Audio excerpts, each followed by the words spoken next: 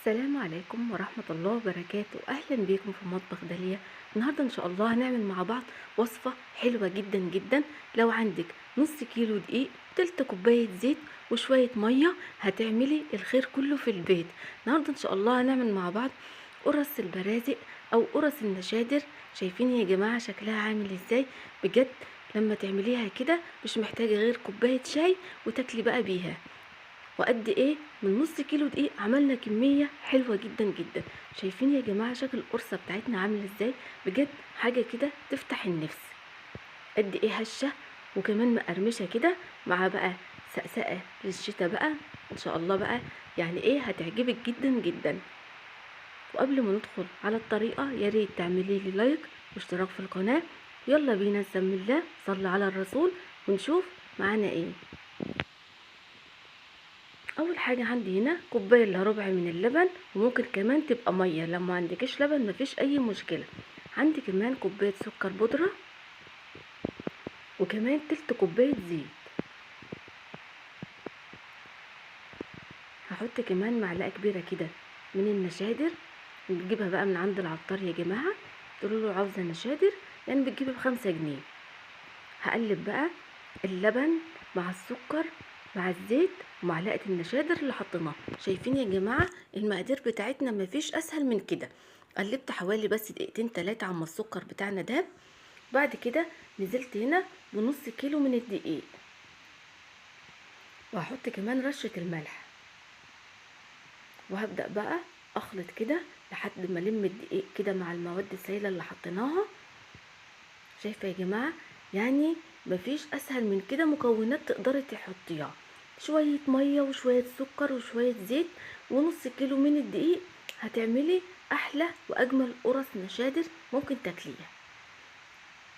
خلاص بقى هبدا الم العجينه بايديا كده بالشكل ده كده يا جماعه. مش هتحتاج ان انت تضيفي لها اي حاجه تانية، وطبعا هي مش بنعجنها ولا اي حاجه، دوبك بس نلم كده المكونات كلها كده بايدينا. شايفين بنلمها لم كده كده. خلاص يا جماعه انا بدات المها كده، تلمها كده. طبعا علشان برضو تختبريها كده بايديك النظيفه، بتجيبي كده قطع من العجينه وتبداي كده تلمها بين ايديكي. شايفين؟ ما بتلزقش بقى ولا اي حاجه، خلاص كده بقت جاهزه عندنا. طبعا بقى العجينه بتاعتنا لا بترتاح ولا بتخمر ولا اي حاجه خالص. يا دوبك لميت العجينه بتاعتي بالشكل ده كده. هبدا بقى اخد قطعه من العجين وابدا كده اكورها بين ايديا بالشكل ده كده يا جماعه، وكده بيكون الحجم بتاعها على قد بقى ما تقدري تخلي الكور كلها كده يكونوا قد بعض. اللهم بارك، يعني نص كيلو دقيق عملت حوالي 18 قرصه بالشكل ده.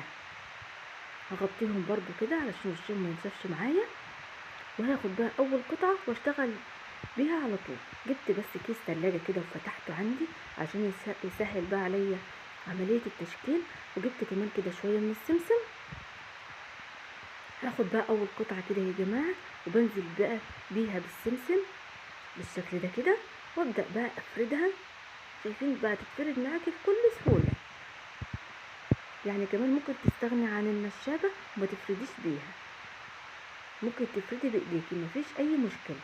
وطبعا بقى برققها خالص علشان طبعا هي فيها النشادر، لما تدخل الفرن بتزيد شويه. فانت حاولي بقى ما تسيبهاش تخينه علشان لما تدخليها الفرن ما تبقاش تخينه معاكي. كده بيكون السمك بتاعها اهو يا جماعه. شايفين؟ برصها طبعا في الصاج بتاعي مدهون دهنة زيت. هعمل معاكم كمان واحدة اهي بالشكل ده. جبت كده قطعة من العجين بتاعنا، حطيته كده في السمسم، وبعد كده هبدأ بقى ابططها وافردها بقى. وسمكها طبعا بيكون رفيع. طبعا بقى يا جماعة القرص دي حلوة جدا جدا لزوم الشتا بقى، والسقسقة بقى مع كوباية شاي بتبقى حلوة جدا جدا. ممكن كمان الولاد ياخدوا منها في اللانش بوكس وهم رايحين المدرسة. خلصت كده اول صينيه عندي بقى يا جماعه. طبعا بقى ولا بسيبها ترتاح ولا اي حاجه خالص، بدخلها الفرن على درجه حراره 180، وبشغل من تحت ومن فوق مع بعض. وكمان خلصت هنا كمان تاني صينيه، واخلص بقى الكميه بتاعتي كلها. طبعا الصينيه قعدت في الفرن حوالي 20 دقيقه، يعني من 15 دقيقه على 20 دقيقه، طبعا على حسب الفرن بتاعك. شايفين شكل القرص بتاعتنا عامله ازاي؟ التسويه بتاعتها ممتازه جدا. كمان طلعت لنا كميه حلوه جدا جدا، يعني كان لسه في 2 كمان غير الصواني دي. طبعا بقى قدمتها معاكم كده، جنبي بقى كوبايه شاي سخنه كده. يا سلام عليها بقى، شايفين شكلها عامل ازاي؟ جربيها هتعجبك جدا، وحاجه سهله وبسيطه، ما خدتش مننا وقت خالص يا جماعه، لا في عجن ولا تخمير ولا اي حاجه خالص. مكوناتها كمان موجوده في البيت وعلى قد الايد، من غير لا زبده ولا سمنه، ولا ممكن كمان من غير لبن، تقدري تعمليها بالميه مش هتقولك لا. شايفين شكل التسويه بتاعتنا؟ شايفين القرمشه كده وانا بقطع القرصه بتاعتنا عامله ازاي؟ طبعا لو الوصفه عجبتك يا ريت تعملي لي لايك واشتراك في القناه. اشوفكم على خير يا رب في الفيديو اللي جاي، والسلام عليكم ورحمه الله وبركاته.